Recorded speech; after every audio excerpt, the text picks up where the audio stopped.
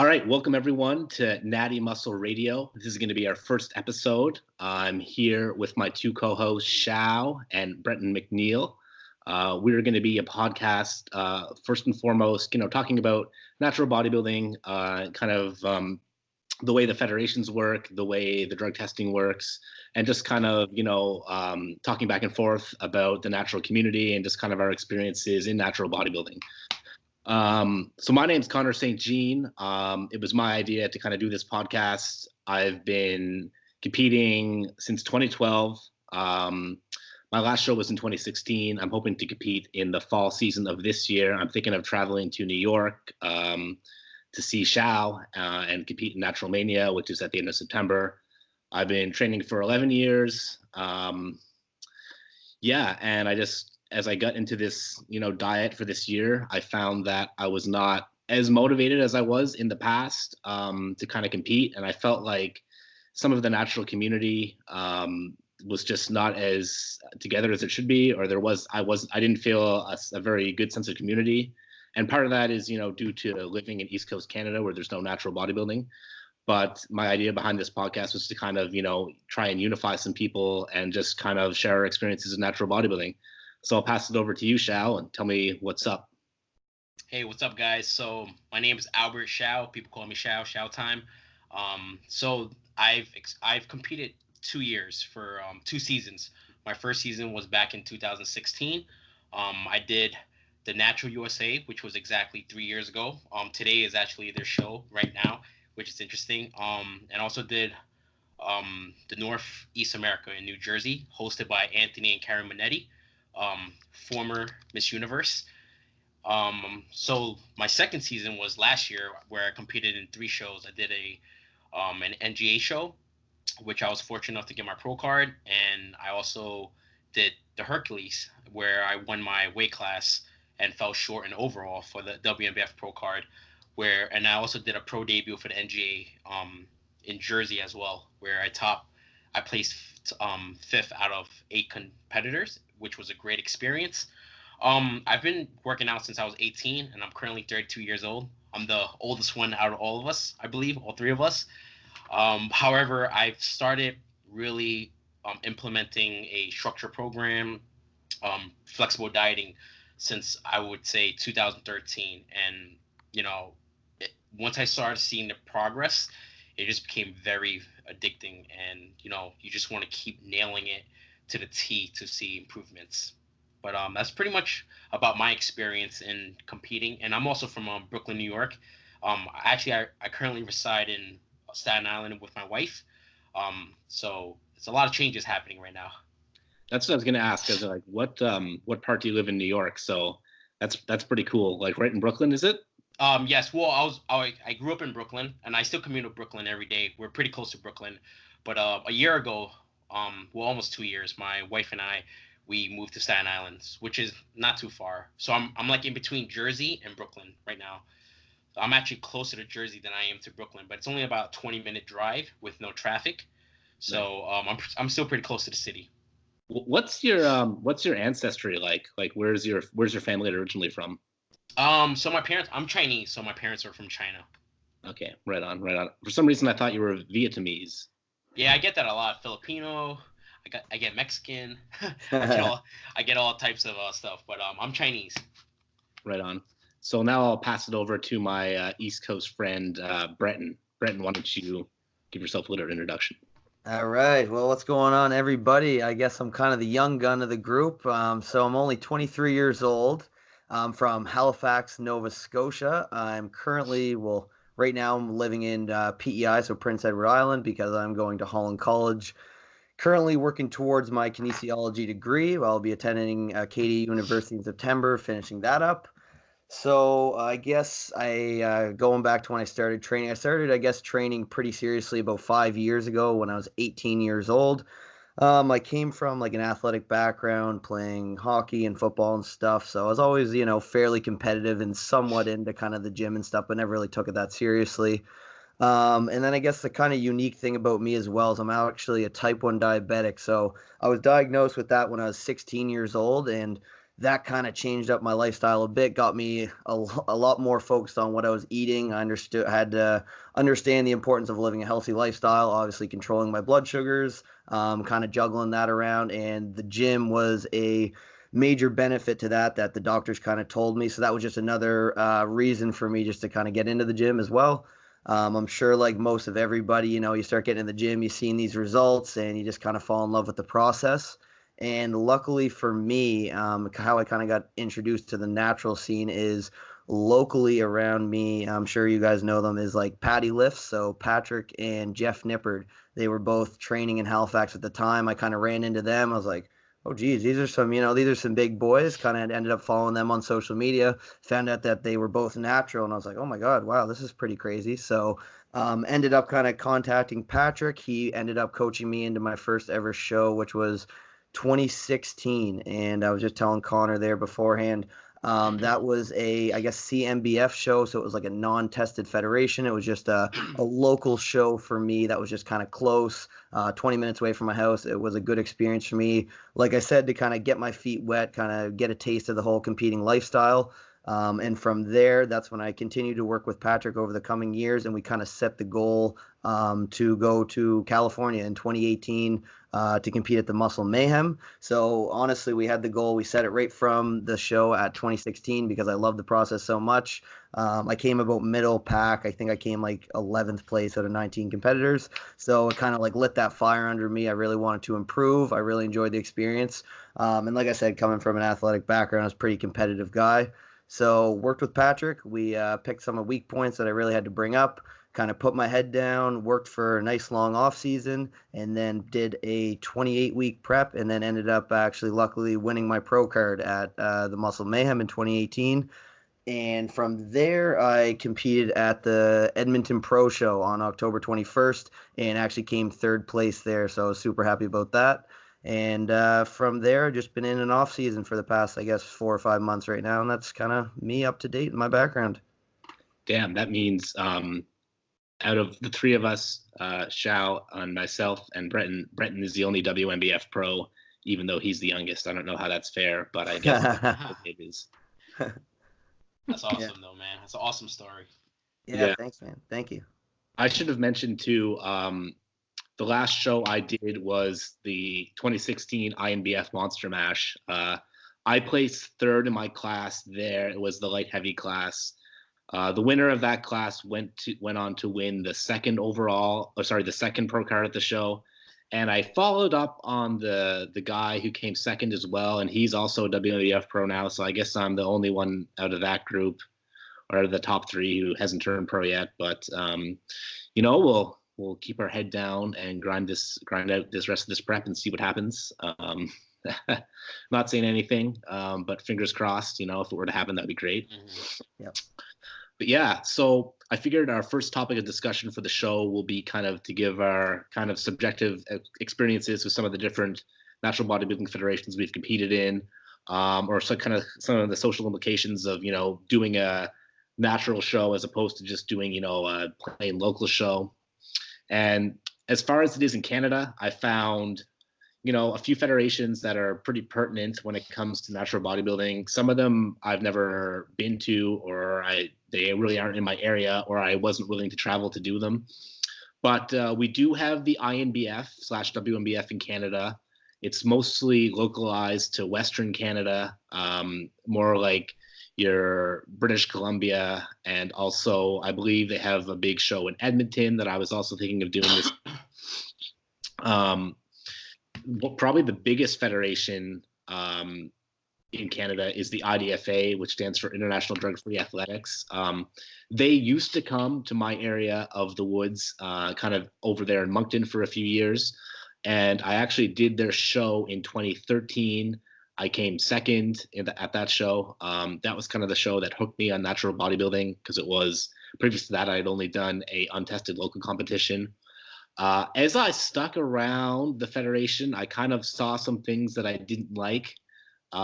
So what I ended up doing is, even though I took a long off season, I ended up kind of just volunteering at the Moncton show for a few years. And I kind of saw one situation that turned me off from the federation. And I mean, it's kind of a funny thing. I think this could have only happened at this, one type of show with these people showing up. But there was one year where they had this, it was only a 2-man bodybuilding class, and they had one competitor who kind of came in, and he had been doing the CBBF shows, which is now called the CPA and is the Canadian equivalent to the NPC. So he had been doing very well locally. I think he had perhaps, won his class at the Atlantics one year.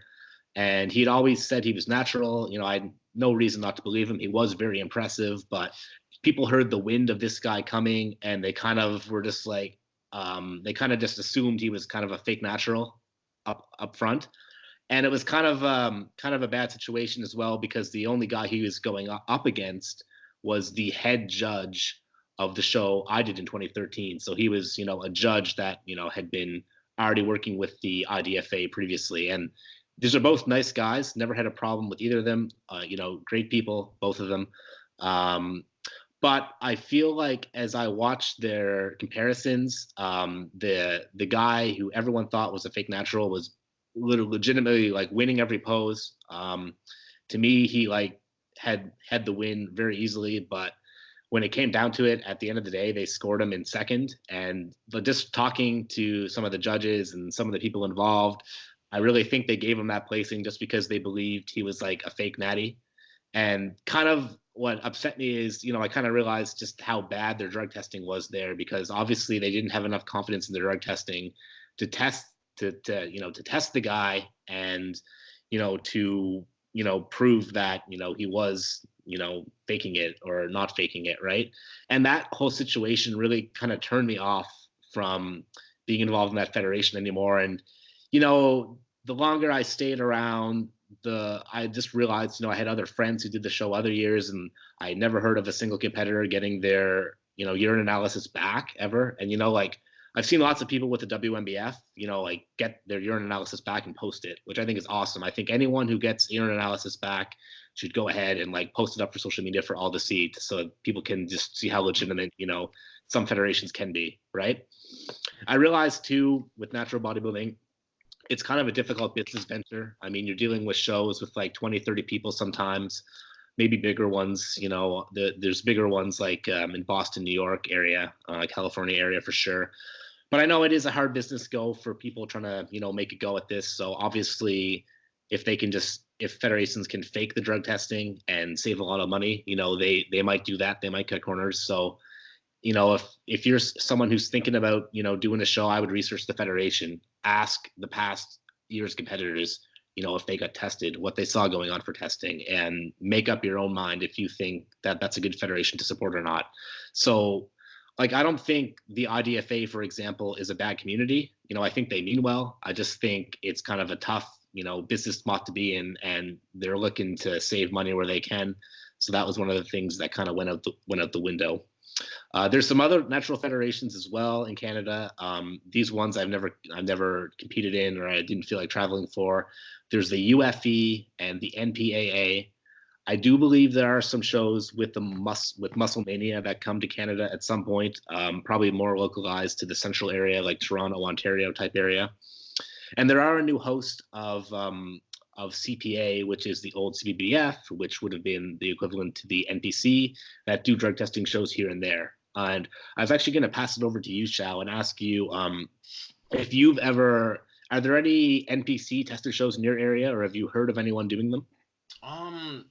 Not for NPC, because like I actually know a lot of people that compete in NPC, and there was a few shows last week recently, sure, as well, as the season just started. But I've been to a few, and like the bigger ones in Long Island, and it's hectic, man. I mean like what you said, I do understand like the business of the show, where the more competitors, the more messy it can be, because dude, it was insane, like just lining up to get in there and just as spectators, and it was already packed. And I do know it's a hit or miss, and this goes for every federation, hit or miss depending on what time of the year you do it. If you catch the shows on where people go on hiatus on off season, like Breton, so it's always a hit or miss. There's no guarantee of who's going to be there. Right. But most of the NPC shows here, to answer your questions, are not tested, Right. and that's the part that's kind of, you know, sometimes you do want to go see how you stack up, but then sometimes the class is like a one-on-one, and you can obviously see one is enhanced compared to as one that's like that could have died down for another like 12 weeks. So it's Sure. like a very easily overall winner picked, like, and the sad thing is, like, they don't, when they see it like that, they only give them like maybe like a 1 minute stage time. They don't even hit all the poses. They call like maybe like 3 poses, and then that's it. They walk off because there's so many competitors. Yeah. So they just like kind of like spin them around real quick, 3 poses, and call off the next person. I know in some of the more southern states, for example, there's like, I know there's like a big like NPC Natural Ohio show that I've talked to some people who've done before. I'd be curious to hear what their experiences were with that. I'm sure what it comes down to at the end of the day is just the promoter doing it. So, the NPC is the governing body, but if there's a greasy promoter who just doesn't want to test the samples and wants to make it fake, I'm sure they can make it happen. But if there's someone who respects it and tests the samples and does a good job with it, there's no reason why it couldn't be a very clean environment to compete in. But as I was telling kind of Breton actually before we came on, what I've sort of observed over the years is if when you have a federation like the NPC or the CPA, historically they've ran their shows without drug testing. So when you get involved in the community, it's kind of all over the map with what people are doing. And it's not to say that if someone is going to do one of these drug tested NPC shows that, they're necessarily going to cheat the drug test. But I think it's a lot kind of easier mental commitment to make to do something like that when the rest of the community is kind of divided, as opposed to if you have like the word natural in the federation title and the whole community is, by and large, following the rules and, they've kind of segregated themselves from the crowd. I think it would be a lot easier for the NPC guy just to be like, well, yeah, sure, this show's tested, but it's the NPC, who really cares, bro? Yeah. Yep. Yeah. So, Breton, what was it that made you want to travel all the way to California to do a WMBF show? I mean, I have some friends at my gym and they have, great physiques too, and they're natural. Like one of my friends, Patrick Graham, was competing today and he's a great physique, but he just doesn't feel the desire really to travel to compete, naturally, and just chooses to compete, in men's physique in untested shows. So I'm curious, what was it that made you want to, put that plan together and go all the way to California to do the Muscle Mayhem? Well, so I guess kind of how it all started is how I mentioned I was working with Patrick there as my coach for a bit, and I was introduced to him. He actually won the Muscle Mayhem the year prior to me working with him. So that's kind of how I heard about him, because I think, he got a lot of notice from that. So I kind of got introduced to that show right off the bat. And when I was first met him, he kind of just talked about how amazing that trip was, how good that show was, and just kind of named off some of, some little, like some high level athletes that were around the show, coaches that were there at the show. Like, there was 3DMJ and all these people that I followed for a while and that I was really looked up to. So for me, it was kind of like that. Wow, that would be a once in a lifetime trip. Go compete in California, meet all these people that I follow. Go on a stage with a bunch of tested athletes. And I just he put that idea in my head. So right after the show, like I said, in 2016, I just enjoyed the process so much. I really just wanted to set a big goal for myself. And he said, you know what? They give out pro cards in this show, kind of gave me the whole spiel of it. And I said, let's do it. You know what? Let's work for the next couple of years. Let's work at it. Luckily enough, I have really supportive family who, they'll help me out with anything for this. So we decided to kind of plan it as a family. So, I saved up some money as myself. They decided to save up as well. And we kind of took it as a family trip, went up there for 10 days. We made sure that the show was obviously the first couple of days, so we could kind of relax and have vacation afterwards. But it was more or less, I guess, the idea of going to a federation where it's an even playing field. You know what? If I'm working my ass off for 28 weeks and I'm dieting down, I don't want to be going on stage with someone who's, secretly taking something that's going to be unfair and it's going to put that variable of just training and nutrition out the window. So for me, you know what? Like I said, I'm a competitive guy. A lot of people just kind of told me, dude, like you got a pretty solid physique. Like you should go for it. So you know what? I kind of had the confidence. I said, let's just go. Let's try it. Honestly, when I went in, my goal in my head was to not come last. I was just like, you know what? If I could not come last, that would be pretty dope. Like it just, hold my own and feel like I did well because I knew that the Muscle Mayhem was a very competitive show, and that was kind of another reason. Just because the name itself is a very big show in the WNBF, and I just kind of want to go up. Might as well go up against the best and see what I can do. Right on. What advice would you give to kind of someone new to the sport who wanted to do men's physique and they're kind of worried about doing, like, if they should do a local show or if it was important to them to travel for a natural show? Like what kind of advice would you give them? So I think my big thing would be it's very individual dependent. I think depending on what you're looking to accomplish. So if you're someone who is gonna get really upset or your feelings hurt or thrown off, if you go into a non-tested show and you come last or something like that, then that's gonna kind of upset you. I would not suggest doing that. But me personally, even before I did the show in 2016, I knew like I'm a rookie. You're gonna have to go out and make mistakes and do bad and suck at posing at some point. So for me, it was just like, why not do it locally, untested show? I don't really care. I wanted to go have fun. I wanted to meet some local competitors, get my name out there a bit. And just have experience, get to understand what's it like backstage, what's it like getting a tan, what's a pump up like, what's a peak week like, so that when we go to the big leagues, when I go to California, I have at least some experience under my belt. So for me, going in it, I didn't care about my placing. I had a ball. It did nothing but kind of light a fire under me and make me want to do better and just work harder for that big show. But like I said, I think it would kind of just come down to the individual. Like I said, if psychologically that's going to mess you up, if you come a really bad placing and you lose some confidence and you're like, oh, geez, the sport isn't for me, then you know what? That's probably not the best idea. Maybe just wait and do a natural show. But yeah, I think it kind of comes up to the individual, really. For sure, for sure. Chou, what was the size of the NGA show that you won your pro card at versus the size of something like, Natural Mania? Was there? It was definitely smaller because, as the Muscle Mayhem, it's one of the bigger stages. It's like one of the bigger WNBF shows. So, I would say the big ones are Muscle Mayhem, Hercules, Yep.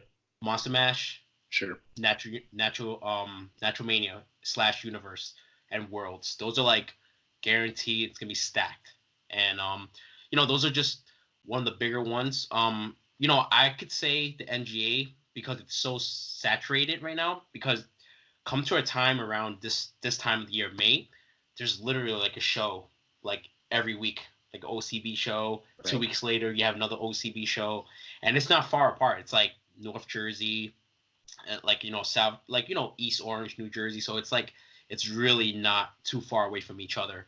And the thing I would say is each shows that I've been to, I can say like I've been fortunate enough that there are competitors, because like I mentioned, one of the things as a competitor, the thing you worry about is nobody showing up.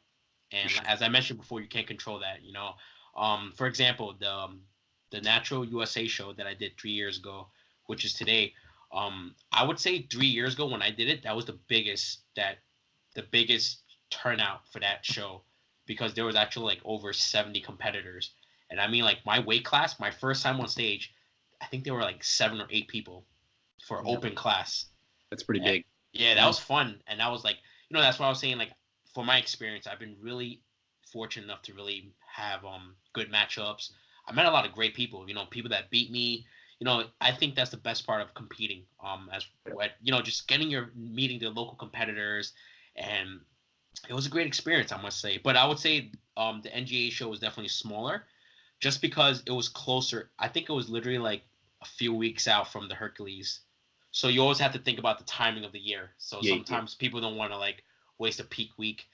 To be honest, my coach, Christopher Barakat, didn't want me to do a show, because what happened was in the past, I was burnt out when I did a warm-up show. When I did my warm-up shows, because 3 years ago, my main show was supposed to be the Hercules, kind of like what Breton said. You set up a main show, And what happened was, in my head, I was like, you know what? I'll do any local show that's close by, just to like do as many as I can. And each time, you know, I don't know if you guys experienced it, but as a rookie, I went through the binging process. Like Sure. after my first show, it was pretty bad. And then I would have to, so I was ahead of the game for my first show. And then the second show, I was behind because I binged, and it was literally like 2 weeks out. Oh no. And it was like the worst feeling. And then I was so behind, so I had to do a ton of cardio, and it was horrendous. But again, you live and learn. And then after the second show 3 years ago, I was binging again, and I couldn't even make it to the Hercules. And mentally, I was just so messed up because my body physically changed already from all the water retention. And I remember I had that chat with my wife Maggie, and she was like, you know, because I was like, damn, I don't know if I could do it. And she was like, you know, because at that time, I think I was like 6 weeks out after the second show. And she was like, just don't do it if you don't feel like you're ready. Don't do it for nobody. You know, just do it because you want to. Because I had a great time, honestly, even though I placed second in both shows 3 years ago. And I lost to the same guy, Nick. You know, it was a great experience because he actually got his pro card the second show that we did. And I was super proud of him. And, you know, you live and you learn. And I think this show, that's why Chris was really afraid of me not, you know, he's afraid I was going to get burnt out again. But this time I went to the show with a different mentality. I made sure it was spaced out. It wasn't back to back because that was really hard for me. But I did really well. I mean, I think for my weight class, the lightweight, there was just two competitors. Bless you. And then as we went to the open, it was like the heavier classes have more people. But it was a great experience. I would say they're very different, the shows. My wife actually mentioned it to me. She mentioned that it was just different as a spectator. Like she actually enjoyed. She noticed there was a lot of difference in the way the shows ran. So that was pretty interesting. When you first started, Chou, was there a big like natural community in your gym? Like, were there guys just like walking by who were like WMBF pros, or like did you have to kind of just like get on Google to like find out what natural bodybuilding was, like I did? What was your experience kind of starting off? Oh man, I love talking about this because it's funny because like, you know, all the shows you talk about, like, you know, Muscle Mania and all that stuff, those are like the shows that, you know, back then YouTube wasn't that big, so you only knew about like NPC shows and like, you know, Lee Priest, all these guys. And I think it was 2000, I would say 2007. I was in college. I used to watch like bodybuilding, you know, like those bodybuilding episodes where they have like what's his name, Bob Ciccarello, and you know, behind the scenes of everybody. So I remember I stumbled.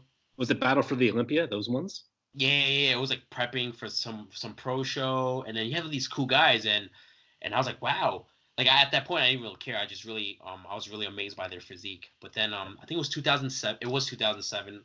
I stumbled across Inside the Life of a Natural Bodybuilder, Lane Norton. Oh yeah. And that changed and that's how I found out about natural bodybuilding. So that kind of like changed my life. I was like, oh wow. And I remember I was like, whoa, you can look like that naturally. Right. That's crazy. And I remember like all you had to do was like track macros and yo, it was like the craziest thing. And because I used to eat like oatmeal and chicken breasts, and bro, I wasn't losing weight because, you know, you see those other guys eating, they're like, hey, you know, so in the morning I have 12 egg whites and 2 packs of oatmeal. So I was eating that stuff and I was getting fat. I was like, what the hell's going on? So at my gym there was a trainer, and he was a natural, but he would coach people at the time. And this was like when I was in high school, like senior year of high school, 2006, 2005, 2007. He would train athletes for the NGA shows. And at the time, that was the only natural federation that I knew of. I didn't know about the WMBF or any other federations until my buddy. So one of my friend, he trained with that trainer, and he did well. He won, but he didn't get a pro card. And then I actually introduced him to like Lane Norton. I was like, oh, you know, you should really do this. And so then he worked with Lane Norton, and he competed in the Doc Brown show, and he did the Worlds in 2014. I would say it was 2014. He did the Worlds like as an amateur. And that was super cool to experience because like I love following people's journey, and I think that's like the most beautiful thing. You see the hard work and then they transform.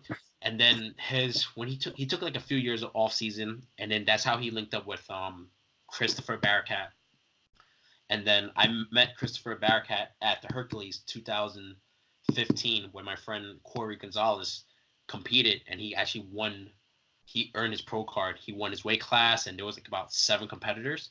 So after that, he introduced me because I was looking for a coach at that time. Like I knew I would want to compete one day, and at the time, I think I was really considering 3DMJ because that was like at the peak. I would say like 2013, 2014 with Matt August. So that was like the real peak of 3DMJ, and I was shopping for him or Tommy Jeffers, or I was actually thinking about Cliff Wilson at the time.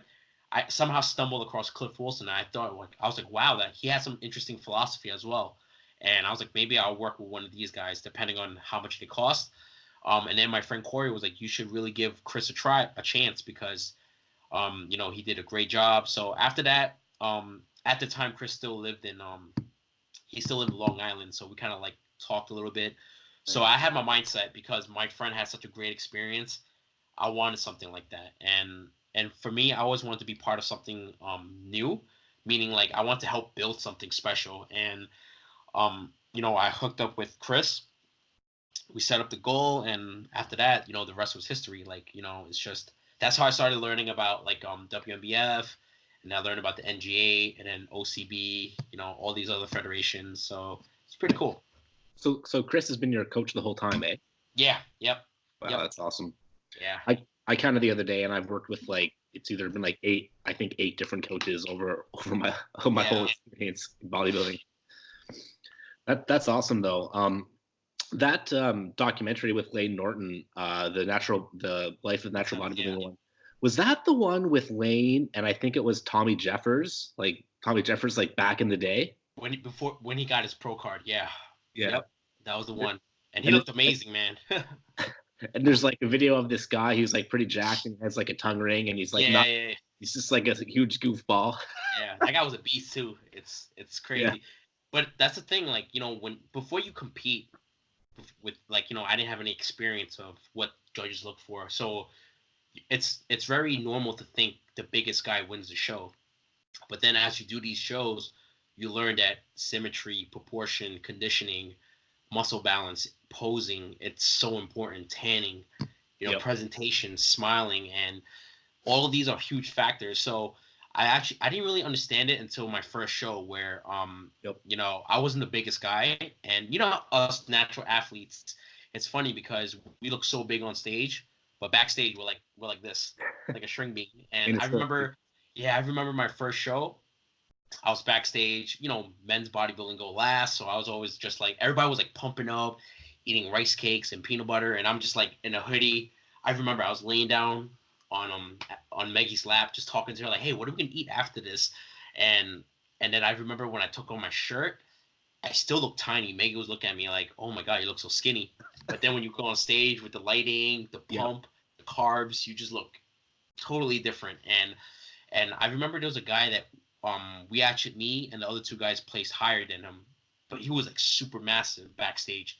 He was one of those like typical like strong dudes. Like he's one of those guys like you can tell he works out, and he looked a little bit disappointed when he got 4th. Because he was. But then again, if you look back, like he was big, but he was very smooth looking. Like he wasn't hard. So that just shows that you don't have to be the biggest guy on stage. You just got to present the best of what you got. Yeah. My favorite word to describe like just like a certain X factor when you look at the physique lately is like density. And it's funny because I told this to you guys before, but I'll say it again for however many listeners we're going to have. But when I first like Googled natural bodybuilding, I found Brian Whitaker. And I was diving down for my first competition at the time, and I saw that he was like about 5'9" and 165 pounds. And I was like, you know what? Like, there's no reason like I can't look like him. The first time I dived down, and like I just had no respect for just how much like density and like gnarly muscle he has, especially in his like back double bicep. It just looks like his traps are just like gonna like pop out, and if you were to like touch his back, like your hand would just get cut up. Like he's so like dense and just lean and crazy muscular. It's just. And if you see him in a shirt too, he just looks like a small guy. I've talked to people who've met him before, and they just say like, yeah, he looks like nothing in a t-shirt, nothing at all. So that's going to conclude our introduction, and we are going to be back after a quick commercial break with Conor OBrien Crompton, who's going to tell us all about the UK scene. Stay tuned. Back to Natty Muscle Radio. I'm here with today's guest representing the UK, Conor OBrien Crompton. We have two Conors on one podcast. That's got to be some sort of record. Conor just competed, I think it was last weekend, at the UKBDFA USN Classic. This guy is incredible, 20 years old, just getting started, was freaking peeled on stage. So I'm going to send over the mic to him now and say, Conor, what is up? What's up, guys? Firstly, mate, thank you very much for having me on. I've just stepped off stage very recently, last Sunday, at the UKBDFA USN Classic, which was the UKBDFA's first season of qualifiers, which was nice. Just a bit of background on me. I'm 20 years old. I've been training for probably coming up to 6 years now. Of those years, the years I'm truly happy with in terms of training performance and nutritional stuff, I'd say around 3 years of solid training on me, which is nice. I first started when I was 14, 15, didn't really know what I was doing as most people don't know. I was just going around the gym, trying new machines, just getting familiar with it. And then in October time, last October, that's when I decided I wanted to basically make the sort of decision to step on stage. I contacted someone who I really looked up to, Mr. AJ Morris, who I'm sure you're familiar with, if anyone's listening to it. Oh, yeah. And AJ got me straight on it. I was thinking at the time, I was nearly 9 months out, and I was, we're straight on it. So it's been nearly a 8.5 month prep so far. But I've loved every moment of it. I'll go into my experiences on stage later, but yeah, it was just a crazy experience. So hopefully that gives you a bit of insight into how I've been. Oh yeah, the long prep is so addicting, isn't it? I'm on it now too. I've been prepping since January. It's June now that we're recording this, so I'm getting there too. And I already don't want it to end. I haven't even gotten to the hard part yet. Maybe that's why. But my first question for you, Conor, is can you give our listeners just a brief overview of the different selection of drug tested federations that the UK offers? Okay. Just like the States and Canada, we have our own different federations. And I know you guys have a couple different ones. I'm not very familiar with them. So I'm wondering if you can just give us a little bit of insight into, what variety the UK competitor has to pick when they decide to compete. Okay, so within the UK, if you're a natural athlete and you want to compete with other naturals in natural federations, you essentially have 2/3 choices. Now, the reason I say 2/3, there's the UK DFBA, which is the one I'm currently competing in, and my final shows with them as well. You then have the BNBF, which is the British Natural Bodybuilding Federation, and then you have the MPA. I'm not particularly familiar with the MPA just because show dates never fell around when I wanted to compete. But I believe you've got the MPA as well, which is the Natural Physique Association. And then the BNBF is the British Natural Bodybuilding Federation. And the UK DFBA is the UK Drug-Free Bodybuilding Association. The reason why the UK DFBA is pretty popular at the moment is because it's the only tested federation where you can compete as a men's physique athlete, I believe. The BNBF don't offer men's physique, whereas UK DFBA, they offer all the female classes, all the male classes, juniors, lightweights, middleweights, heavyweights, etc., as well as men's physique. So, and then in terms of where you'd like to go from there, the BNBF, you can do a qualifier and then go on to the British finals essentially. And then with the BNBF, it's sort of, even though being a British champion is amazing, your journey in terms of competing stops there with the BNBF, I believe. Whereas with the UK DFBA, you can do a qualifier, then a British finals, and then if you win the British finals, you essentially represent the UK in the WMBF World Finals. So if you want to achieve a natural pro card or world status, you're going to have to be with the UKDFBA within the UK. See, that's so different from the experience a Canadian or a US competitor in natural bodybuilding would have, because I think it's really interesting when you're saying like qualifiers and finals. And to me, like, I'm assuming like, well, obviously you have to like place a certain amount in the qualifier to make it to finals.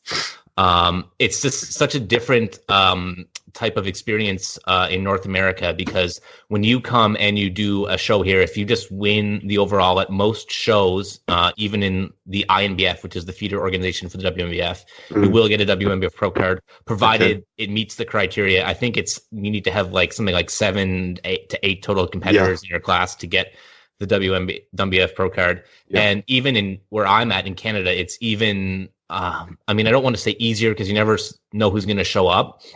But in my area, there's no WMBF shows. But in the west coast of Canada, they have a few. And I actually just looked at one of the winners of the WMBF bodybuilding, the INBF bodybuilding show. That was like a few weeks ago somewhere in Western Canada. And the winner was, not like he was kind of like younger like you. It literally had only been his, first show, and he had won, a WMBF pro card. And then when he did men's physique, he came second in like the men's physique. So, it just kind of shows you the depth we're looking at the UK versus the, North America. And that, to me, that's so crazy that you guys have like to earn your WMBF pro card. It's like, that's like, you're like the guy of the UK. Like, you're not just one guy in your country. You're like the guy, right? So that's, that's very impressive. And I'll just get you to go into your experience of last weekend now, and just kind of tell me what the overall show experience was like. And just tell me, I want to know about the drug testing, and I want to know about how many competitors there were. And just lay into that for me. Let me know how it went. Okay, so as I said earlier, I did the first qualifier with the UKDFBA. So that was the USN Classic. All of the UK DFBA shows are actually sponsored by USN, which is, I'm sure you're familiar with the supplement company. So that was my first actual show of my season was I did Body Power. I'm sure you're familiar with that. It's like basically the UK's biggest fitness expo. It's sort of our shot at the mini Olympia of fitness expos in the UK. That's sort of our annual fitness date. But with the UK DFBA on Sunday, I was planning on competing actually. 3 weeks out from that show, I was planning on competing as a men's physique athlete. I competed as a men's physique athlete at Body Power, and then I was planning to do that show as well as men's physique. As condition got better and I could see everything coming in nicely, I decided to make the jump from men's physique to junior bodybuilding, and I'm so happy with that change. So it wasn't even your plan to compete in bodybuilding initially? It was. I planned on doing bodybuilding as my final show. Which is in 3 weeks' time in Scotland with the UKDFBA as well. So I was planning on doing 2 men's physique shows and 1 bodybuilding show, because it's my first season, and I wasn't really sure on how I'd look, because I did get pretty fluffy in the off season, and I wasn't really same here, brother. Yeah, I wasn't really sure on how I was going to look. But I'd class myself as a bodybuilder now, 100%.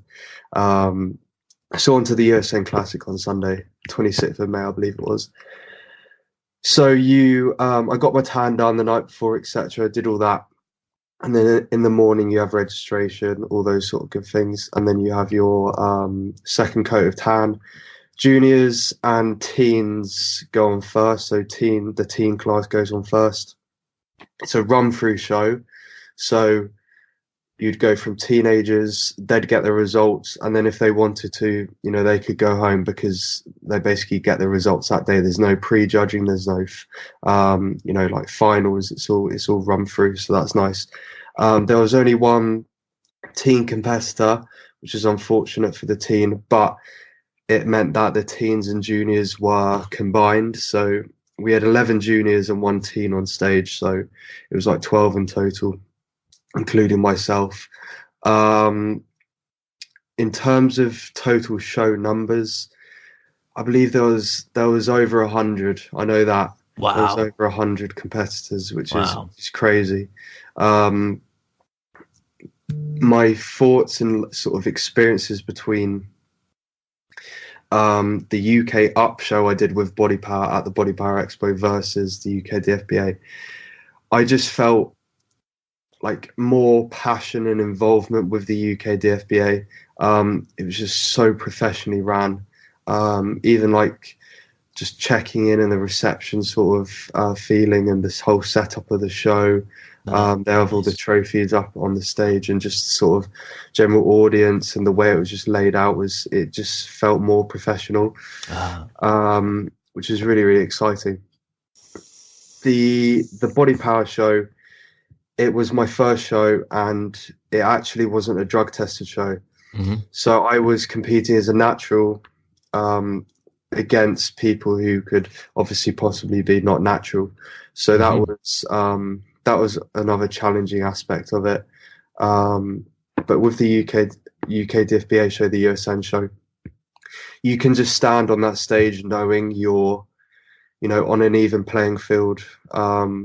Everyone's of the same age, providing you're, in a category where age fits like the juniors. I was stepping on stage with people within my age bracket who are natural, which is really, really nice. So it was 11 juniors. Wow. And the caliber of the competitors, especially in the juniors, was crazy. I was, first call out, so I got first call outs, which was nice. I was called out, I believe I was 4th or 5th when I got called out into the line. And I wouldn't have been able to, like, me personally, if I was judging it, like, all competitors were pretty much bang on in terms of size. Conditioning, there was quite a big difference. And then I ended up taking 3rd, which was, I was very, very happy with that. Especially with like the caliber of athlete. And when call outs, as I was called out, I think I was called out 4th or 5th. So I was presuming I was going to place 4th or 5th. And then when they were announcing the results, I wasn't called out for 5th, I wasn't called out for 4th. And I was really worried. I was like, oh, I'm not even top 5. And then they announced my name for top 3, which is nice. The guy who won, he was just very, very well put together. I don't know if you saw the photo on my Instagram, but I did, yeah. Very well put together. And the guy who came 2nd was just peeled. Like very, very lean, like not an ounce of body fat to come off him. And then with me, I think I was somewhere in the middle between nice fullness, roundness, like symmetry and condition combined. And, I think they went that way that day. They wanted a slightly more fuller, well-balanced physique. And I think the winner had that. So, in terms of the judging, I can, not hold my hands up, but I can be like, I accept that result. I think everyone does bodybuilding for not just to win, but it's awesome being on stage. But everyone wants to win in a way. But I wasn't too disappointed because I knew the judging was very fair, and I knew I deserved that placing. You UK guys are just so honorable when it comes to like the judging and stuff, and I can just hear it in your voice when you're just talking about breaking down each of their physiques and what they both had. And I'm really surprised that there were 2 guys, or there was at least one guy in the class who was more conditioned than you, because I mean even as your side chest shot, those glutes are just in from the side, they're just dug out. I don't know what AJ's plan is for you if you want to try to lose a few more pounds, but honestly, your level of conditioning, especially for a first-time competitor, is just pretty much as good as it gets, as I've seen on any first-time competitors. So yeah, you can definitely be proud of that, man. I'm curious too. So what did they do for the drug testing for this event? Did they polygraph people, and did they use urine analysis as well? Yeah. So with the drug testing, essentially, it does change throughout the show. So For the top, for the first qualifiers, it's essentially urine analysis, so it's like a urine test. I believe the British finals are urine and polygraph tested, and then I know the World Championships with the WNBF, I know they're 100% drug tested from whatever protocols they need to do so. In terms of who they drug test, I think it's relatively random, but also they always drug test. I believe they always drug test the winners of the class. I think at the British and some later qualifiers, they will drug test the top 3. But for all the qualifiers, they're all drug tested.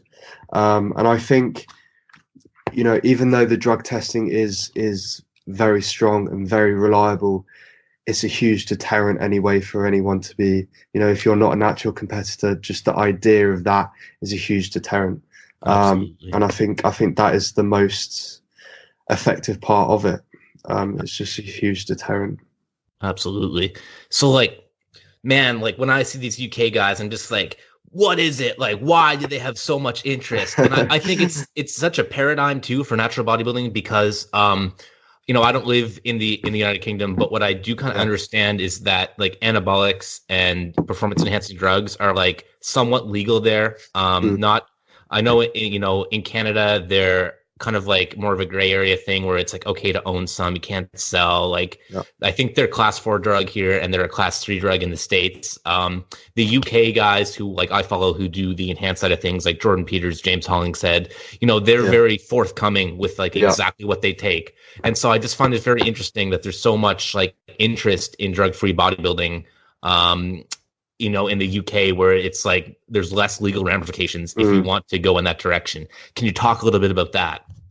Yeah, I think it's really, really odd because, when you think about it, you'd mention the word fitness or bodybuilding or even a word just like gym. People, the first thing when you say to me a IFBB pro or, any of these terms, I just think of America. And I know that, I think most people associate bodybuilding with America and, fitness is so big in America. But then when you contrast with that about, the sort of feelings you have towards natural bodybuilding in the US, it doesn't really come across that way. No, whereas within the UK, we've obviously, we have a big fitness industry, of course, fitness is just blown up within the past sort of 5-10 years, which is amazing. And I don't know whether it's just because I don't follow too many people outside of the UK within drug-free bodybuilding. Obviously follow yourself. People like Jeff Nippard do huge things for natural bodybuilding. Mm-hmm. But other than that, I follow a few, but other than that, I don't really know that many. And I think that's just because I'm not, located and surrounded in that area. But natural bodybuilding in the UK is a huge thing, which is incredible. I also don't think many people who are just regular gym goers or people who take off the street, I think as soon as you mention the word bodybuilding, they don't even realize there's a natural side to it, I don't think. Okay. And at the end of the day, bodybuilding is a niche within fitness, and then sure. We're another niche within a niche. Natural bodybuilding is the niche of within a niche. It's crazy. And whether the UK has a bigger proportion of natural bodybuilding shows and a bigger influence of natural bodybuilders, I don't know whether that's a cultural thing.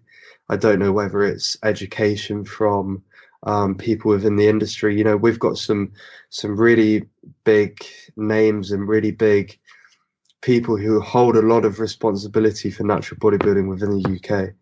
For example, my coach AJ, he's like Mr. Natural Bodybuilding within the UK and around the world, really. He's a world champion. Also, people like one of AJ's best friends, Jack Piad. He's a big guy in natural bodybuilding, as well as, Jack Fulburn.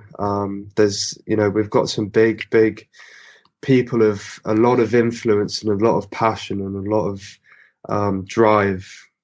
And, even though, if you compare their followings to the fitness influencers around the UK, their true influence on people, especially natural bodybuilders, is huge.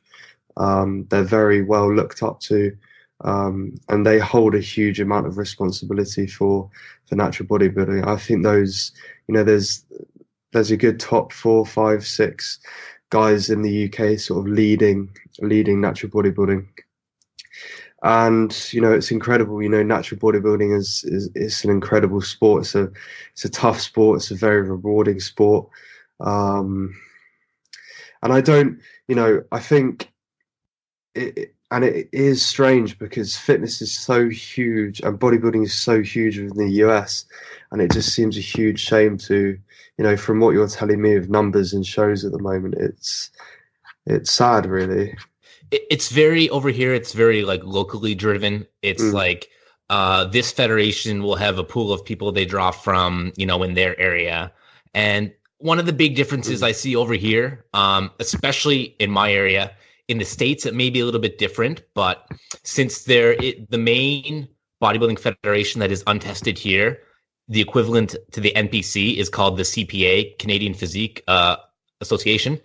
They have started to offer drug tested events, but the thing is, it's a different kind of cultural experience because it's coming to that federation that's attached with the untested side. And I find what more often happens than not is that when someone decides to do these natural shows, it tends to be less competitive because people view it as a beginner show or an introduction to fitness. Or even what's more popular here now is a stage for their transformation. These transformation challenges are really big here, but I don't see much of it going on in the UK. So I find there's a big there's a big difference in that aspect of the competitiveness, and for me that bums me out. And that's one of the reasons why I wanted to do this podcast, because I wanted to kind of connect with people who just kind of had that same mindset, right? Yeah, I think it's interesting too when natural bodybuilding had a bit of exposure, kind of. I don't know if you were on social media, back then, but Matt Ogus was kind of big, and he brought a lot of exposure to it. But he kind of had more of the fitness lifestyle aspect. A little bit looser dieting, looser schedule. Still very impressive physique, but. And then I kind of found, when he went away, numbers kind of dwindled, but then we had, your guys' scene, especially with the rise of AJ, Jack Thornburg, those guys, who really kind of brought it to life again, natural bodybuilding for young people in this really great platform, which, I'm super happy to see. Yeah, no, it's incredible. It's these shows are not, these sort of light-hearted, qualifiers or light-hearted transformation shows, or they are seriously competitive, well-run shows. And you step on that stage feeling not like a professional athlete, but you're treated professionally. You feel competitive. It's raw. It's everyone's of a very high caliber. There's no, it's not a walk in the park.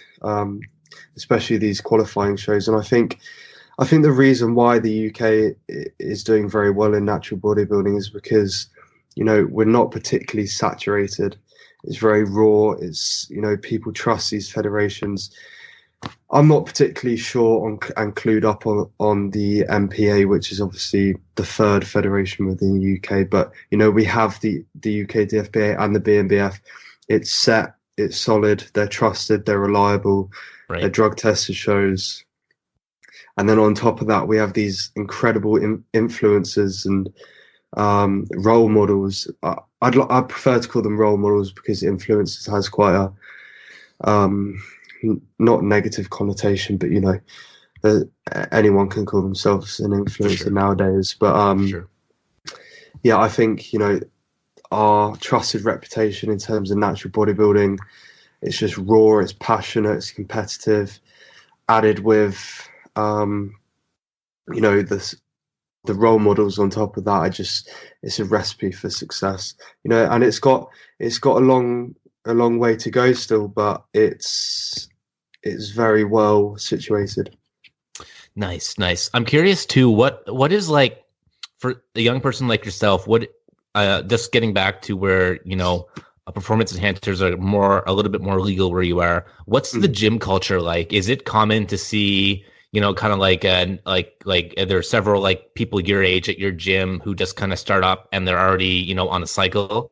Or is it still kind of like more hidden and underground? Because I'm kind of confused at that, because it's just where it's legal there, and you have your influencers as well on the enhanced side, like the James Hollingshead, the JP, Luke Sando, those guys. What's it like over there for the gym scene with that? The thing is, obviously, performance enhancing drugs, they're actually, I believe they are legal. Okay. So you're allowed to possess them. I think it's just the same as you just can't sell them, essentially. Okay. I'm not particularly too like educated on it, but I believe that is the case. And these guys are doing an incredible job from an educational perspective, but it's almost getting to the stage now where, when it was taboo and it was, had this sort of dark side and covered up side and secretive side. Right. I think that in itself put quite a few people off and scared people. Whether that's a good thing or a bad thing, I'm not sure. But right. I think now that it's become, it's slowly becoming more normal and accepted. It's kind of scary in the way that it's becoming so accepted, and it's almost becoming normality. Right. And, especially, there's a lot of gyms within the UK, especially hardcore gyms. It's normal. It is normal, which is sad for natural bodybuilding, of course. But, it's like picking up a bottle of water in the UK now. You can get it pretty easily. Is there any animosity between like the enhanced scene and the natural scene there, the competitors there? Like, do they ever? Is there ever a time when, like, I guess you just did it at Body Power, but is it common for someone who is natural to jump into an enhanced show? Because it definitely is somewhat common here, just where there's so few options, and the national federations are not as popular, not as established, perhaps not as professional as the experiences you're telling me about. Totally. I mean, it's not too common. But if you're gifted, you've got the genetics, you've got the work ethic, and you've got the years under your belt, you could quite easily go into an untested federation in the UK and do some serious damage. Whereas with over on your side of things, I feel like natural competitors are almost forced into competing in non-tested federations, maybe because they're more prestigious, they're more well run. Yes. And I'm not particularly clued up on your scene in terms of natural bodybuilding, but they might seem, a little bit unprofessional or at times, for sure. Yeah. So I think that's, that there are plenty of people, you look at Josh Bridgman, for example. I'm not sure if you're familiar with him, but yep. He's someone who's come out the just being more open with what he's doing in terms of anabolic steroids, right. And he competed as a natural bodybuilder in untested federations for his first like 2 or 3 seasons, I believe, and he did extremely well. Okay. So yeah, I think people do cross over, but we're very lucky within the UK where, you can compete and hold that trophy and that name or that status as, something that's very, very well looked upon. One of the main differences here is that people will look at themselves like, and I think it's interesting that you guys had so many men's physique competitors at your show, because what a lot of people end up doing here is they, go to the gym for the first 5 years, decide that this is something, they're passionate about, they like it, they stay drug free, they don't want to venture into that, and they look at their physique and they're like, okay, I could be a physique competitor, and they just kind of stay in that mindset, and they'll do men's physique in kind of local shows that are untested, just because it's exactly what you said. There's more prestige. Some of these natural shows, there's a lot of beginner shows. Some of the pictures the promoters will feature with like the transformation things, they're just like not as impressive. They don't like it. And I guess for a lot of these people, it's like the physique is a good middle ground for them, where they just, get very lean, have the muscle they can gain naturally, still train like an athlete, and kind of fit in there. So I don't really blame them, but I kind of wish, there was more people in the men's physique realm that would be steered towards natural bodybuilding. Because, there's a lot of guys, who could totally do natural bodybuilding, have enough size. They see themselves next to the enhanced guy and think, like I just can't stand next to that. But, in natural bodybuilding, the contest weights, they aren't extreme. It's more about conditioning and, muscle density and separation. And that's something that I find is, I wish we were more like you guys in that aspect, where, we had a tested federation where you could do men's physique or you could do bodybuilding, and it's like well established and professional. Totally. I would say on our end too, the WMBF, I've only done one show with them, but they were very professional when I was with them there. And of course they have the best testing procedures, and they have the longest, most established history of any federation. And in the earlier part of the show, we kind of came to that conclusion again. So I'm going to be repeating myself for the listeners, but it is what it is. They have the best testing. They thought of it from every angle, through the polygraph, I think it's 10 years drug free. They even recently did some random off-season testing of some of the like bigger names, which is pretty cool. Hopefully we'll get to talk about that in one of our future episodes. But for now, man, I thought that was great. You gave us a great overall view of the UK scene. So I'm going to go ahead and wrap up the podcast now. Do you have any closing thoughts? I just think,